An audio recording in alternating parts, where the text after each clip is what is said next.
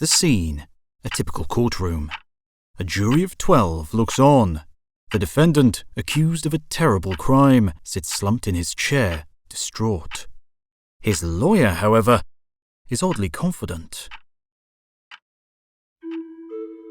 Ladies and gentlemen of the jury, I will not stand here and try and defend my client by saying that he did not commit these crimes.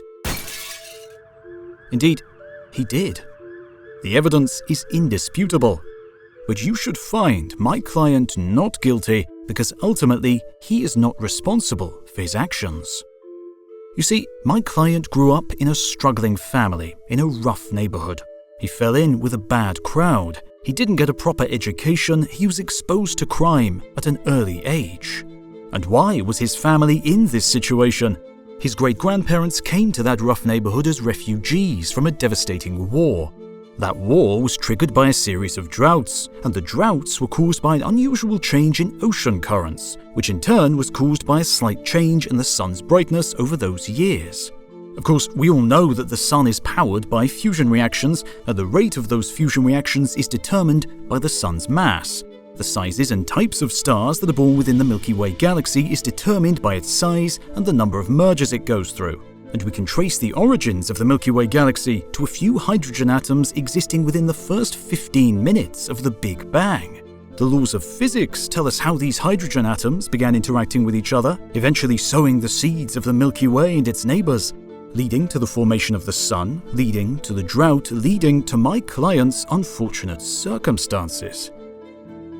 Ladies and gentlemen of the jury, my client is not at fault, because we can trace the origins of his circumstances and his actions all the way back to the beginning of the universe.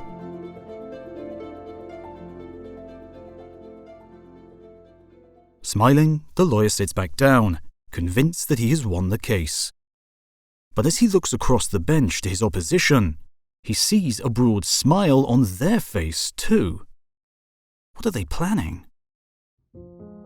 The prosecution stands to deliver their response. Ladies and gentlemen of the jury, the defense relies on a philosophical position known as causal determinism, a belief that everything has a cause and we can trace those causes with the laws of physics. But it is not quite that simple. The laws of physics as we currently understand them do not always allow us to confidently predict an outcome. Chaos theory scatters predictions for most systems. One can no more predict the weather a week from now, let alone the life story of a human being. As well as this, the fuzzy probabilities of quantum mechanics mean that nothing is truly certain. Perfectly predicting the behavior of atoms within the sun, for example, is simply impossible. And even putting those mysteries aside, the mysteries of consciousness and how the brain works muddies the water even further. Your Honor, we cannot predict anything. Free will survives. The defendant had a choice. The prosecution sits, and the judge is left open-mouthed and baffled. It seems not only is the defendant on trial, but the nature of free will itself. Who is right?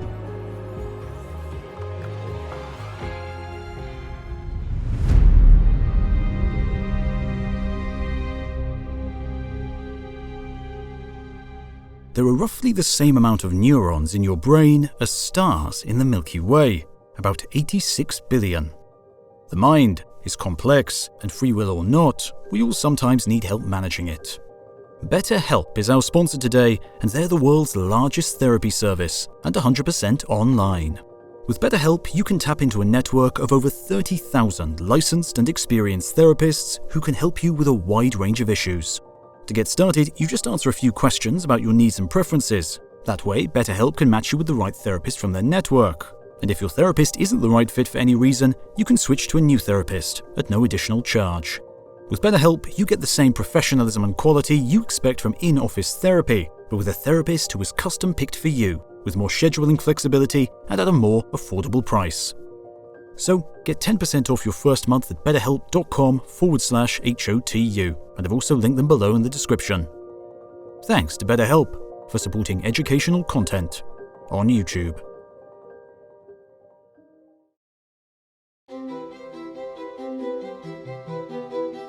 Imagine, for a moment, a superintelligent being. Far wiser and more capable than any human, so vastly removed from our own abilities that we can scarcely comprehend it. This being isn't just intelligent, but also observant. It can see and record the current position and velocity of every single atom in the entire universe. A water molecule floating in the Andromeda Galaxy, a silicon atom buried thousands of miles under the ground, a sodium ion pushing to and fro in your cerebral cortex. Nothing can escape this being's notice and attention. It has perfect knowledge of the state of every single thing. And this superintelligent being is also armed with another tool, a complete knowledge of physics. Gravity, electricity, magnetism, heat, and more are all at its disposal. This being has, in a sense, a perfect understanding of the way nature works. The being can therefore put its knowledge of these laws into practice. Knowing the state of every particle in the universe equips the being with the ability to tell the future. By applying the laws of physics to the motion and behavior of every atom, the being will know exactly, with ultimate precision, where those atoms will go, what they'll do next, and how they'll act. And the being can repeat this again and again, advancing forward in time, allowing it to predict with utter certainty the entirety of the future of the universe.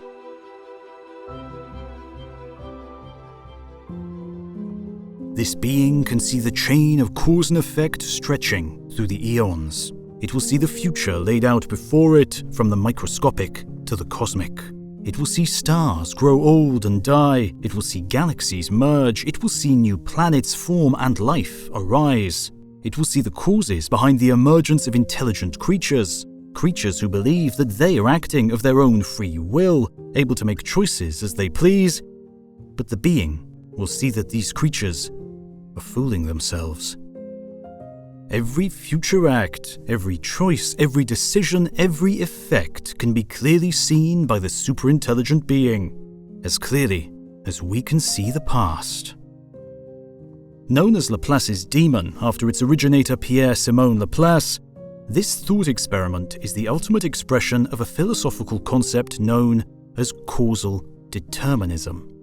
In this view, which had gathered momentum in the years leading up to Laplace's publication in 1771, every effect to occur throughout the cosmos is preceded by a cause, which in turn are preceded by their own causes, all following the laws of nature in an unbroken chain going back to the beginning of the universe. In other words, every single future act and movement from all entities in the universe is already determined, already decided before it happens. The past and present state of the universe dictates, through the laws of nature, what the future will be like. It's just causes and effects going on forever. There is no way to escape it, no way to change it. The future is already set in stone. Laplace wasn't the first scientist to put forward the notion of causal determinism, especially in such blunt terms. Indeed, Laplace's own thoughts were inspired by the work of earlier scientists, most especially Isaac Newton.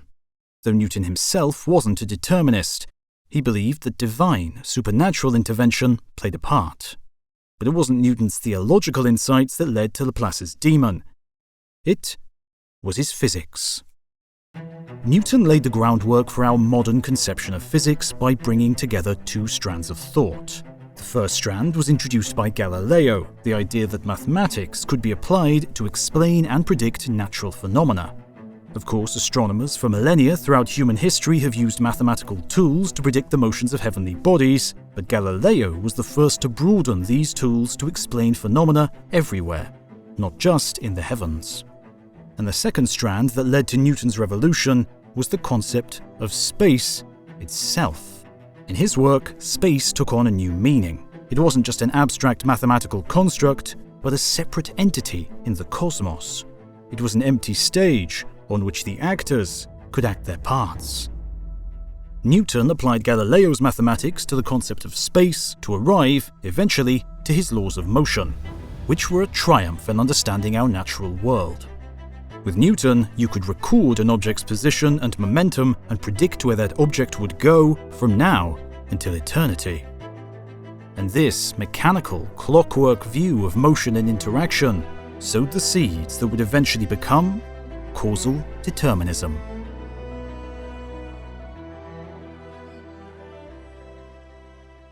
Laplace, who was a master of mathematics and scientific genius in his own right, spent much of his life extending and perfecting Newton's work.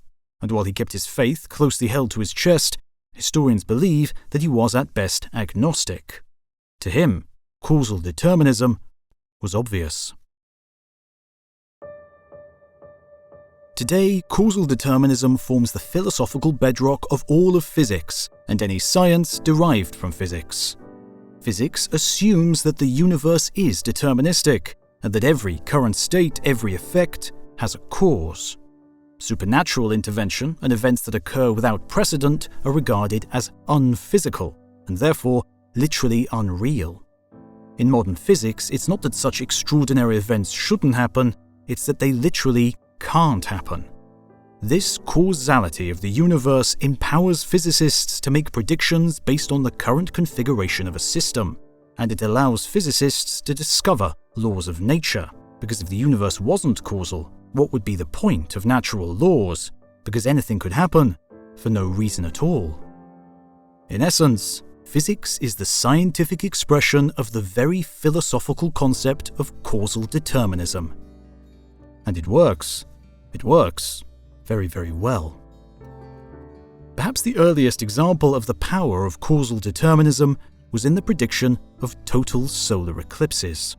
Ancient societies had tried and failed to predict eclipses with any sort of reliability. It wasn't until Newton's insights that we were able to make perfect calculations. And in the early 1700s, the astronomer Edmund Halley predicted, to the minute, a total solar eclipse that passed over London, and the style of maps he designed are still in use today. Indeed, today you can open up any planetarium software and be presented with a map of the stars above your head right now. You can change the date to anything you wish, a week from now, 1,000 years from now, and be told with uncanny precision what the new sky will be. You can list out total solar eclipses going forward as far into the future as you wish. And it is all powered by determinism. The planets of the solar system have a current state, a current position, and a current speed, and their future motion is ruled by the force of gravity. So you can take our mathematical description of gravity and apply it to the current state of the solar system, predicting the future movements of the planets.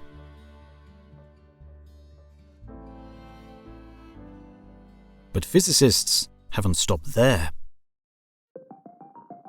They've developed intricate, complex theories to explain the forces of nature.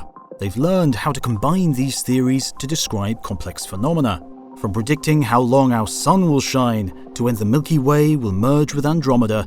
They have brought order to the universe, realizing that the cosmos isn't governed by capricious gods or supernatural creatures.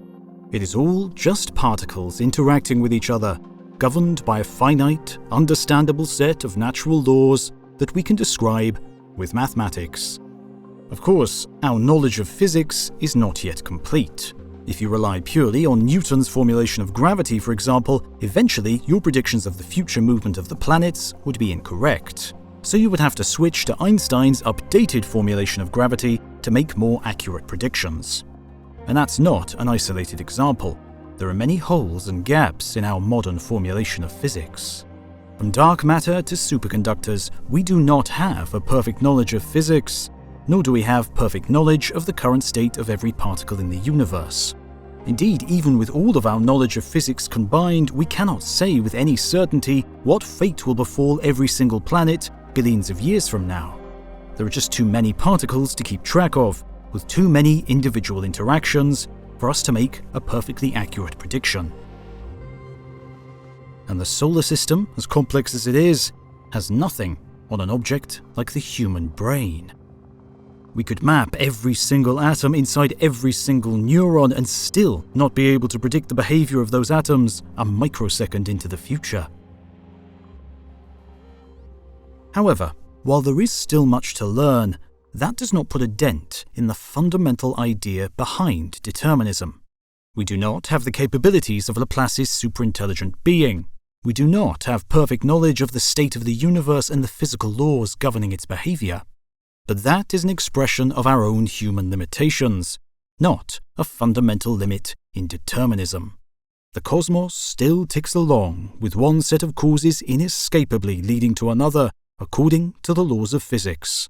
It is just that we can only keep track of a limited number of interactions.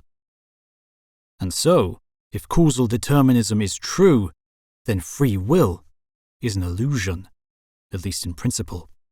This bedrock of modern physics is a hammer blow to our control over the future. This is because everything that ever happens is preceded by a set of causes that follow the laws of physics, not just total solar eclipses. If you ever find yourself running late for work, you can follow the chain of causes back into the past to discover why. You had to change your shirt because you spilled your coffee. You spilled your coffee because you bumped the chair. You bumped the chair because you moved it last night to grab something from the top cupboard, and on, and on, and on. And it's not just the macroscopic. Causal determinism says that every choice we make is ultimately due to the movements of particles within our neurons, which are again all governed by the laws of physics. There are no surprises, no decisions, no effect without a cause, just components of the universe obeying the laws that govern them, and nothing more. We may never develop the sophistication to predict with any degree of accuracy what a person may decide to do at any given moment, but that doesn't mean that their choices aren't already predetermined. Deep down, we are just a set of atoms interacting with each other according to natural laws, following a chain of cause and effect stretching back billions of years to the Big Bang itself. In a causally deterministic universe, every choice we make in our entire lives was already decided for us, eons ago, before we or anybody else existed.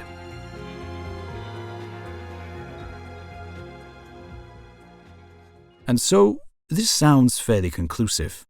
A clockwork universe in which we are just a cog. But Laplace's superintelligent demon had a flaw.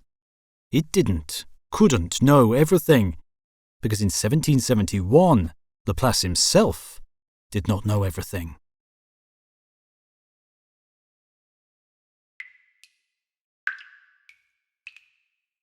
Drip, drip, drip. The leaky tap has been keeping you up at night for a week. You haven't been able to sleep. You haven't been able to tune it out. You haven't been able to ignore it. It just keeps dripping. The problem is that a dripping tap is a perfect example of what's known as a chaotic system.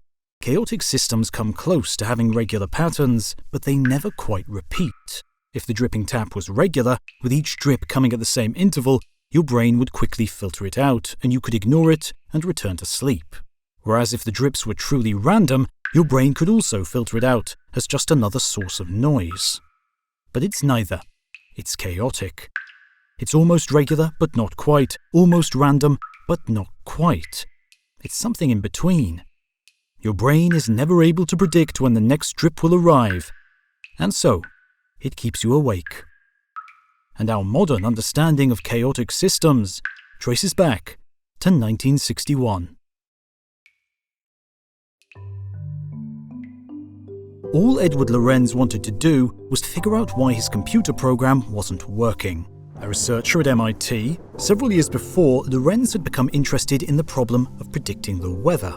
Weather, like any other physical system, was deterministic. If you knew various properties, like wind speed, temperature, and humidity, you could apply the laws of physics to predict how the weather would change.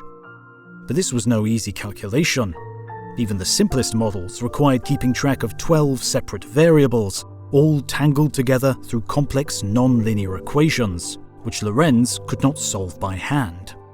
He had to use a computer and its efficient number-crunching capabilities.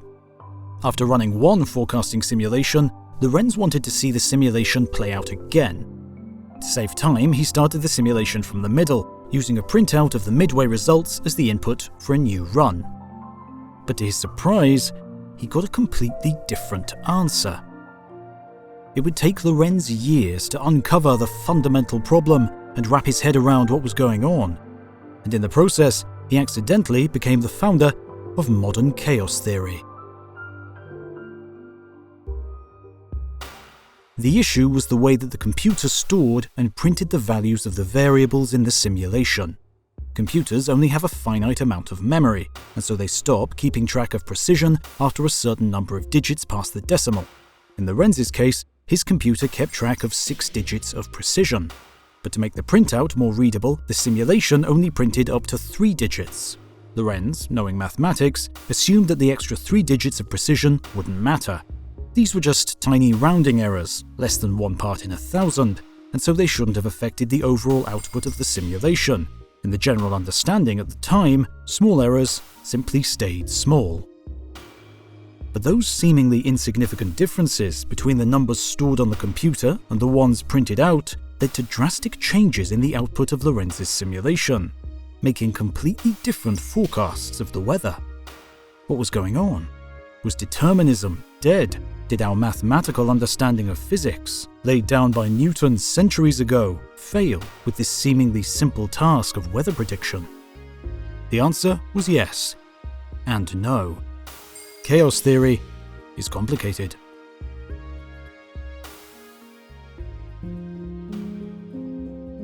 Before Lorentz, our understanding of mathematical physics relied on a few very basic assumptions. One assumption was that if you wanted to predict the behavior of a system you were studying, you needed to know both its initial conditions and the laws of physics governing that system. This is causal determinism. To make better predictions, you just needed 2 things: more accurate measurements of the initial conditions and better laws of physics. But crucially, it was thought that while your understanding of the future of a system would always get better the more you knew about it, there would be a point of diminishing returns. If you measured the initial conditions to a certain level of accuracy, then you should get a corresponding level of accuracy in your final prediction. So if you make a small improvement on your initial measurement, then you should also see a small improvement in your final prediction. The small stuff just stayed small. But apparently, this was not the case for the weather. The weather was extremely sensitive to initial conditions. Lorentz discovered that the tiniest of changes to the initial conditions would completely blow up the entire system, sending the weather on a totally different track. It was chaotic. In 1972, meteorologist Philip Merrilees organized a conference where Lorentz presented his findings. Merrilees himself suggested the title of the talk, a phrase that still echoes today, decades later.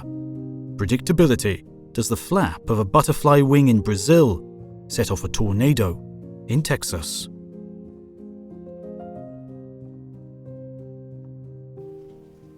This question lies at the heart of what we now call chaos theory.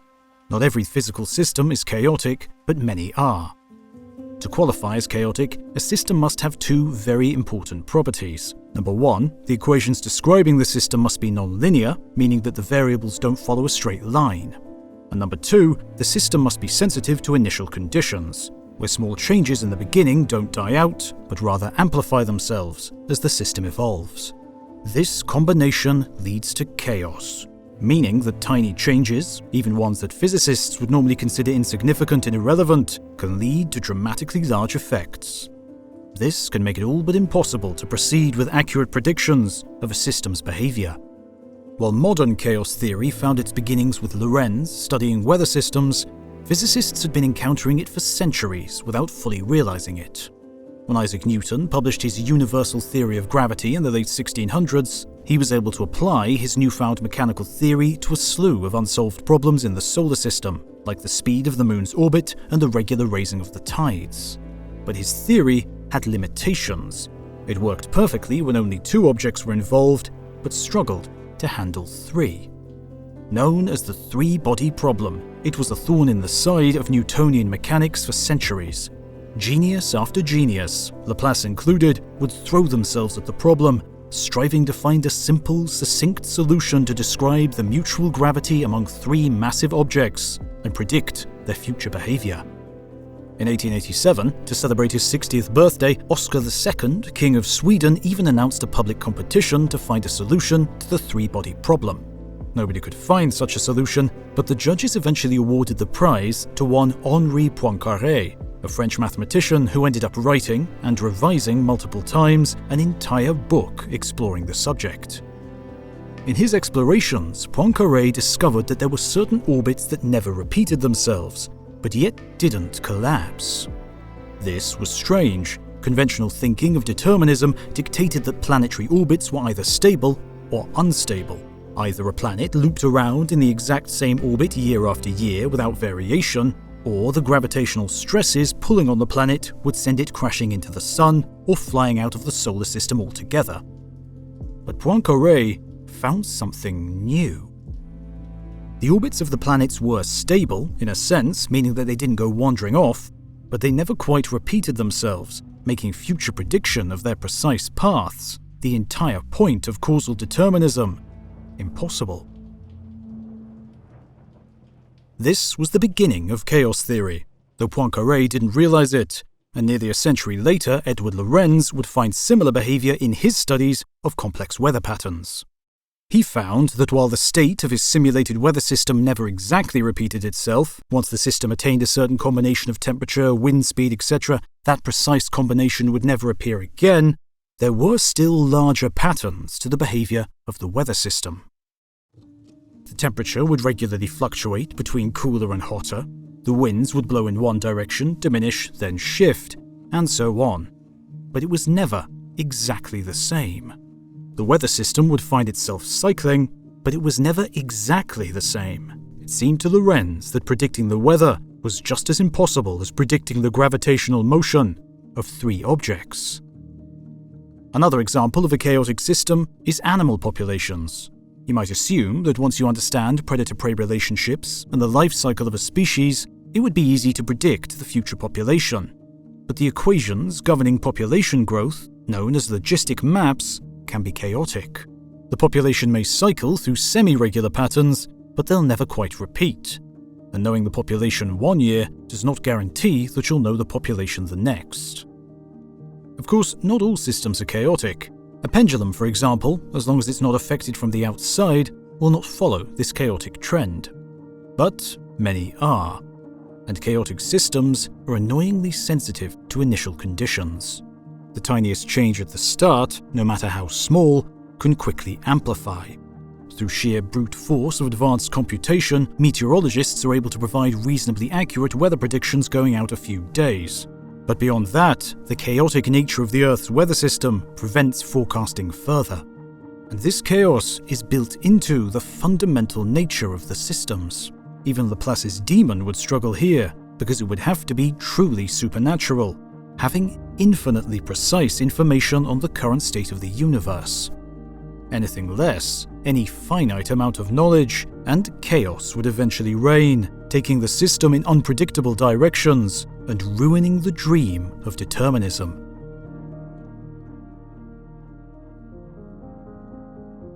But chaotic systems are still physical systems, which means they are causally deterministic.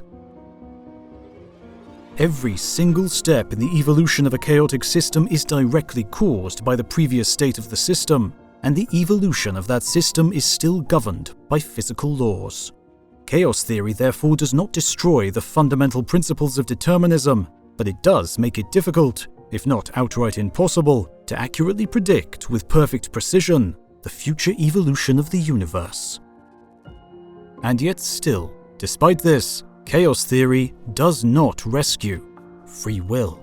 We may never, in practice, be able to predict the choices and behaviors of human minds, but that doesn't mean that our future decisions aren't already decided by physical laws. It just means that we may never be able to apply determinism to humans. We will always remain mysterious and seemingly unpredictable, but deeper down, as deterministic as we always have been. Chaos theory is a classical theory of physics, rooted in the same clockwork mechanics as Newton's gravity. With enough precision, you can at least make a reasonable guess as to the next step that a system will take. It takes time for chaos to unfold.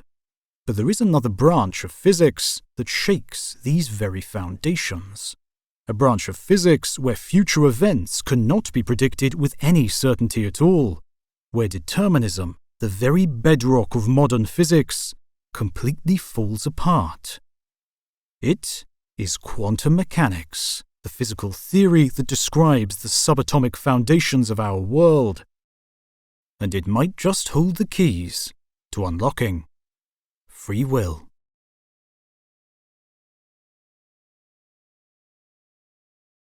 Erwin Schrödinger was sick of it. He had watched in horror as quantum mechanics, a field he had played a key role in creating, had evolved in a direction he found repulsive. Eventually, he declared, "I don't like it, and I'm sorry that I ever had anything to do with it," and left the quantum world behind. But before he departed quantum theory for good, he left behind one last parting gift for the rest of the scientific community. It was a thought experiment, now famous and repeated every time quantum mechanics is mentioned, involving a rather unlucky cat. The thought experiment is simple. You put a cat in a box. You construct a device that has a 50-50 chance of killing the cat. You wait for the device's timer to go off. You open the box and find the cat either dead or alive. Pretty straightforward, except for what quantum mechanics says about the state of the cat prior to opening the box. According to the most popular interpretation, the cat exists in a state of both alive and dead simultaneously, and it's impossible, literally impossible, no matter how ingenious or precise you are, to determine the cat's fate until you open the box. Once you do, out comes one of the two possible states, and the rest of physics proceeds normally. But why a cat? Schrödinger had deliberately chosen a familiar, cute experimental subject to point out what he thought was a glaring absurdity in quantum mechanics: the complete lack of determinism. Only probabilities worked in quantum calculations. You could never be certain about what was going to happen. But once you performed a measurement, in this case opened the box to check on the fate of the cat, all the probabilities and indeterminism simply vanished, to be replaced with the normal and deterministic laws of physics. To Schrödinger, it seemed ridiculous.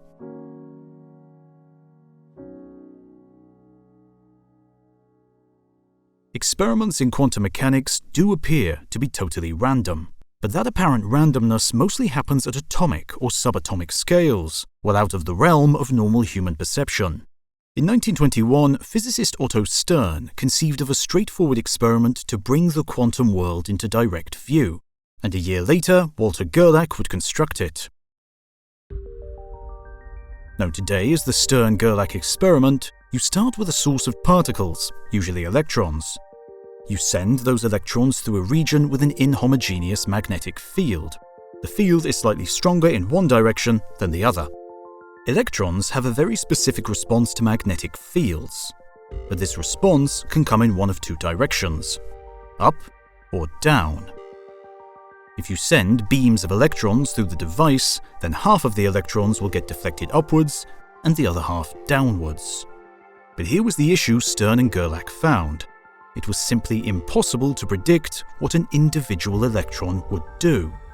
You can calculate a probability over a large number of electrons. Half will go up, half will go down, but the most you can say about any one particular electron is that it has a 50-50 chance. And that was just the beginning. If you perform the experiment along one axis, after the process of measurement, all the electrons will be happily spinning in the same direction. But if you then attempt to measure their spin along a different axis, quantum randomness rears its head again, and you're forced into another world of probabilities. The lesson here is that measurements of one quantum property do not guarantee certainty for any other quantum properties. No matter what, you're going to encounter uncertainties.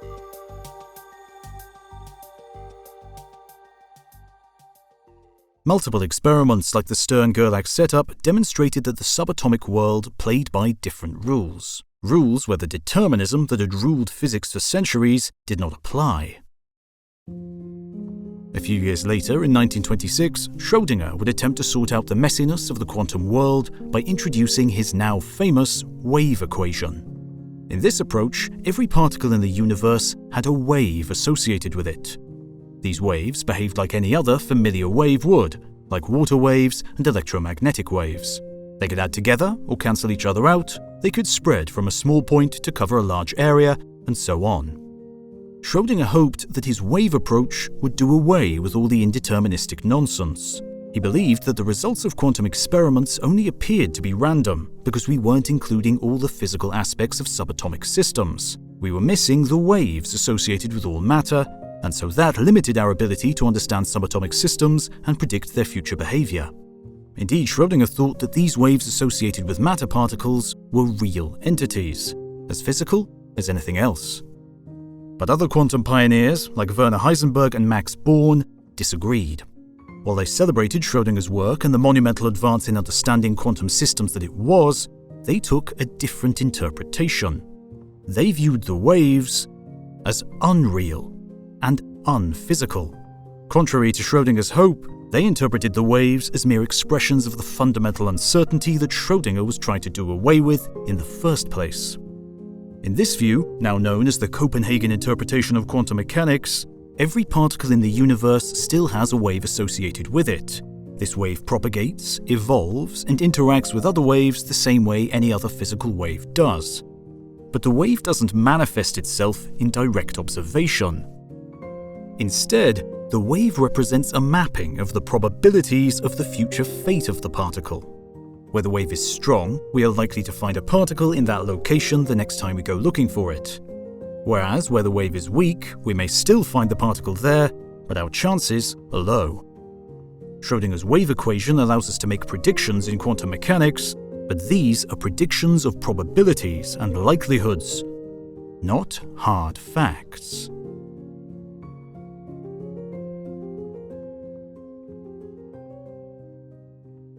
And so, bizarrely, quantum mechanics is both deterministic and indeterministic at the same time. The probability waves start from initial conditions and evolve according to the known laws of physics, namely the Schrödinger equation. Indeed, if you know the initial conditions of a quantum system, you can predict precisely what the wave equation will do. But, crucially, you don't know how the particle itself will behave.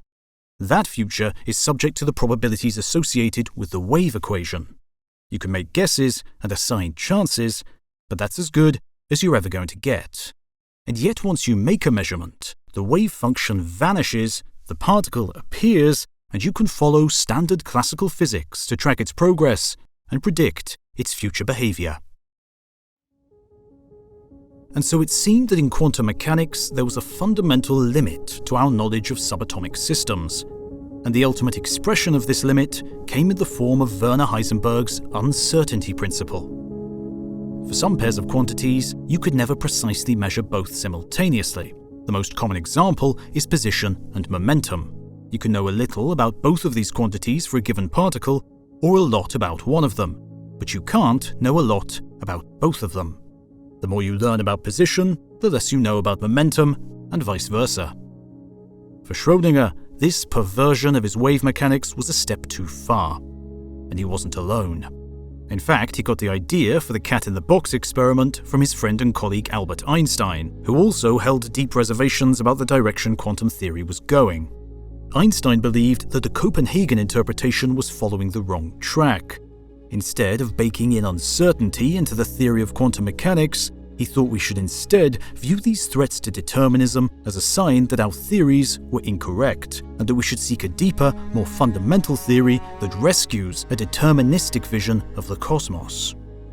Schrödinger would eventually head to other pursuits, and Einstein would go to his grave without ever finding such a theory. Indeed, nobody has found a deeper theory sitting behind quantum mechanics. Quantum mechanics has survived every experiment thrown at it, leading to a physical understanding of the microscopic world that powers everything, from semiconductors to modern medicine.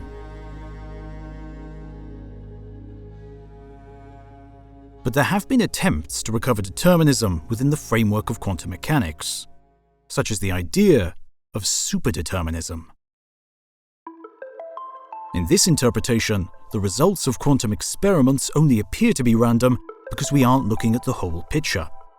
Ultimately, every system is a quantum system, not just the subatomic particles in the experimental apparatus, but the apparatus itself, and the building it's housed in, and the entire universe. According to superdeterminism, if we were to keep track of every single particle from the beginning of our universe onwards, then the randomness of quantum experiments would disappear, and we would be able to make perfect predictions even about subatomic systems. Other attempts, like the many worlds interpretation, replace the indeterminacy of quantum mechanics with a branching parallel reality every time a quantum interaction happens. In this interpretation, everything is deterministic and perfectly predictable because there is a reality available for every possible outcome. And so, it remains an open question as to whether quantum mechanics is fundamentally deterministic or indeterministic. If a deterministic interpretation prevails, or if we one day discover a deeper, hidden theory, then that will place the subatomic realm on the same deterministic footing as the rest of science, with the same implications as to the nature of free will. But even if subatomic systems truly are indeterministic, it still doesn't guarantee free will.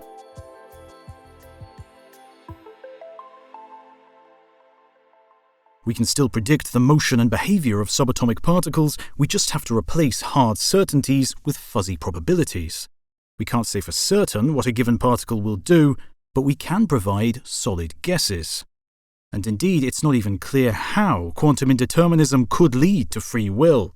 Quantum mechanics dictates the behavior of subatomic particles, while the brain is a much larger, much more complex system. Chaos theory and quantum mechanics both shook the foundations of our classical understanding of physics. The world we live in turned out to be much more complex, rich and varied than the clockwork mechanics of Newton and Laplace led us to believe. But the core philosophical principle behind science, that of causal determinism, remains. All events have causes, and those causes are determined by the laws of physics. Yet even though causal determinism forms the bedrock of modern physics, there is no firm link between physics and the concept of free will. Perhaps, despite all our advances in understanding the causal structure of the universe and the natural laws that govern it, we and our brains may not be bound by fate after all.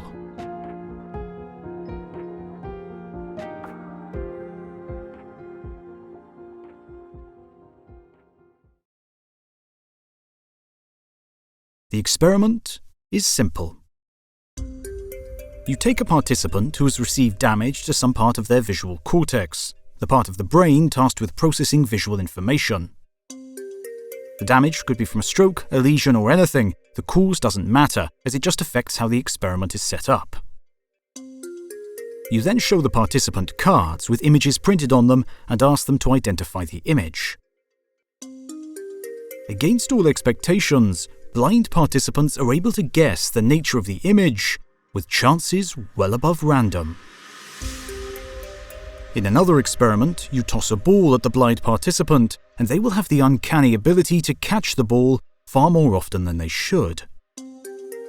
By all accounts, it seems blind people have some sort of visual perception despite their inability to see. That said, the participants never express any degree of certainty about their abilities, nor can they explain how they can catch the ball or why they know the correct image. The best they can describe the experience is as an intuitive gut reaction, a feeling about what the image is or where the ball is going to fly, but not the certainty of conscious knowledge. There is no definitive explanation for this phenomenon, known as blind sight, but it obviously has something to do with the staggering complexity of the brain and the fact that it operates on multiple levels that we barely understand, most of which are hidden from us.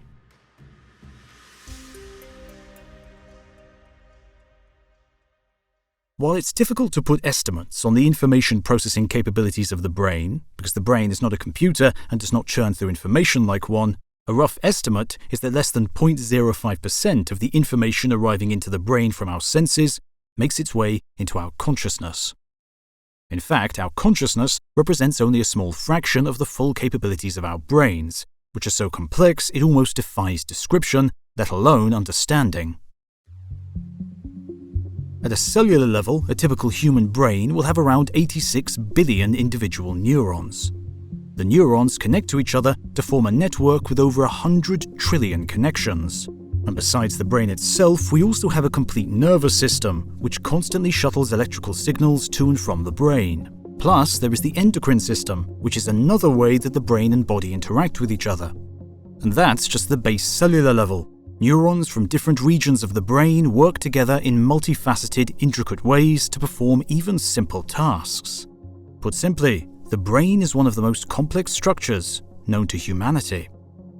This means that despite all the advances we've made in physics, chemistry, biology, neuroscience, and philosophy, we still do not have a complete, or some might argue, even rudimentary understanding of how the brain works and how we arrive at our conscious experience of the world. And of course, our consciousness is the key to free will, as it's through our own self-awareness that we develop the belief that we are in charge of our own decisions, and that while we are influenced by the past, the chain of events leading up to our decisions does not determine what those decisions are. When it comes to deciding if we have free will or not, we have to contend with two basic observations. The first is that causal determinism has been found to be incredibly useful in explaining the workings of the natural world through the physical sciences. Even with chaos theory and quantum mechanics, physicists still use a deterministic philosophy to approach their inquiries into nature, and that philosophy has yielded amazing insights. But we must also acknowledge the astounding complexity of the brain and the mysterious origins of our own consciousness, with its sense, illusion or not, of free will. If we are to take causal determinism to its logical extreme, then in principle, we could track every single connection, every single neuron, every single proton, molecule, atom, and every single subatomic particle in the brain and use our knowledge of fundamental physics to predict what those particles will do. And from there, predict how the brain will respond and evolve in time, what our conscious experience of that evolution will be like, and ultimately what decisions we are going to make, regardless of whether we felt like we had free will or not. If chaos theory is important in these calculations, then we would not be able to make predictions about the brain's decisions very far into the future, but we could still do it in the near term. And if quantum mechanics is important in these calculations, then we would have to replace precise predictions with fuzzier probabilities, but we could still provide solid guesses. And so in a deterministic universe, free will is only an illusion, a byproduct of some deep neurology that gives rise to consciousness, and our brains are going to do what they were always going to do, as they are bound by the conditions of the universe in the past and the laws of physics.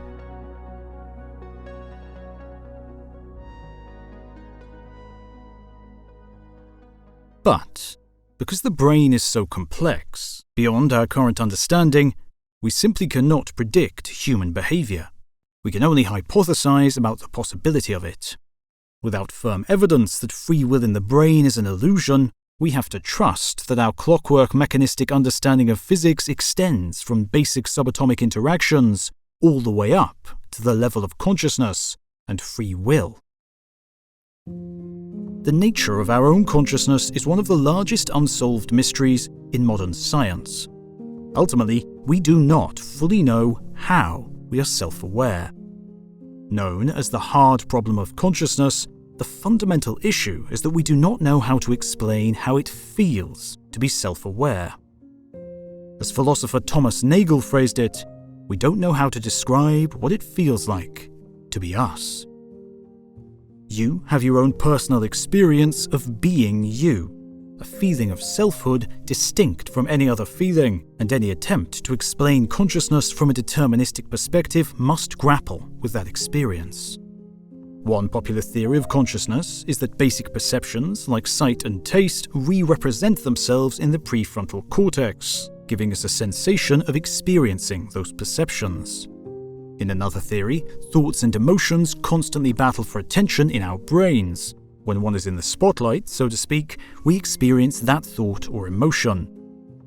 Whereas other perspectives on consciousness view it as the complete opposite, an integrated network of experiences, emotions, and thoughts that coalesce together. And yet another approach sees consciousness as the method by which our higher-order brain functions direct and signal lower-level processes. But no matter the theory, in these ideas, consciousness is the result of deterministic processes. We have our consciousness, which relies on the neurology of the brain, which in turn relies on basic chemistry and physics. It is the complexity of the brain and the mysteries of consciousness that gives us a range of possibilities as we try to reconcile free will with causal determinism. So perhaps there is one more option to consider. Perhaps the universe is not deterministic.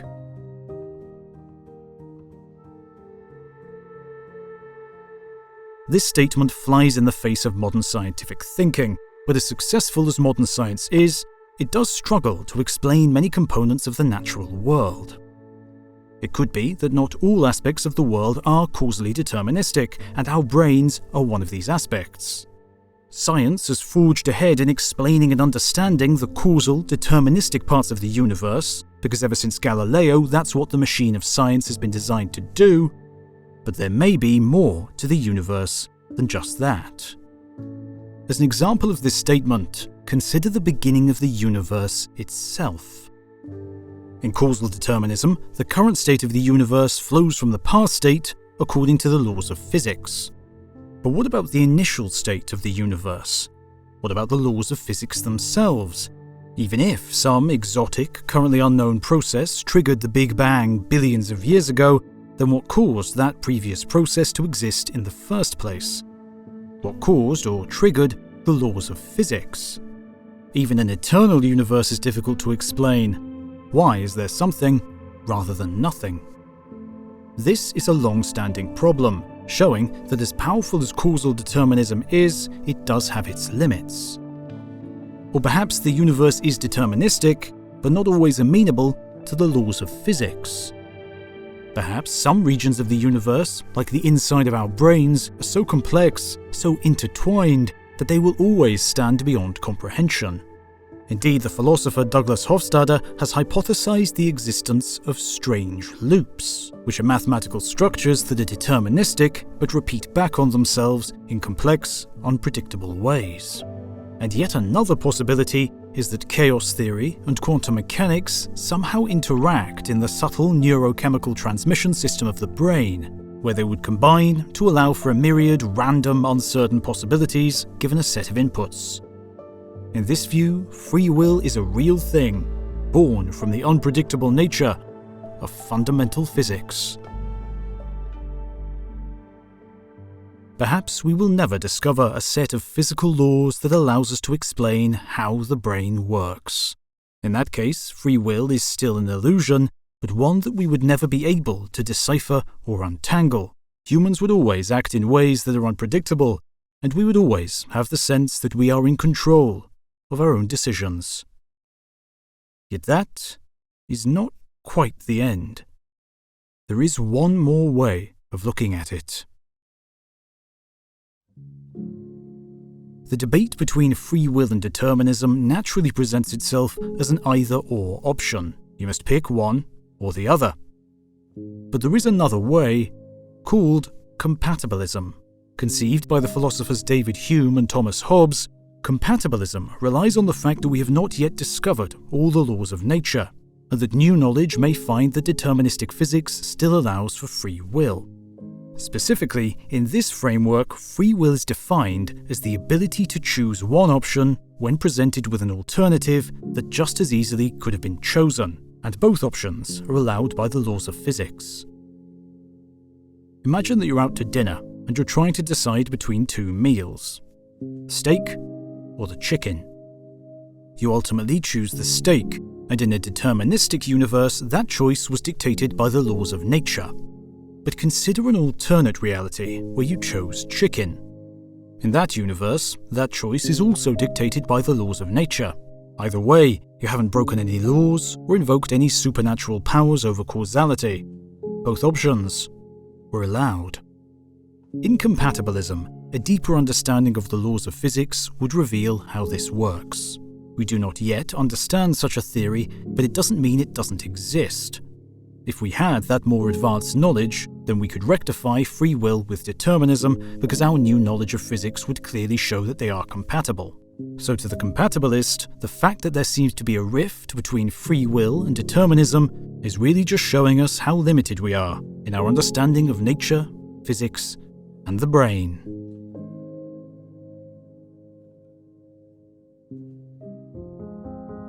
And so, there is no consensus as to the true nature of free will, whether it's a real facet of our experience or just an illusion brought about by a deterministic universe. As for what you choose to believe, that's something only you can decide. Or not.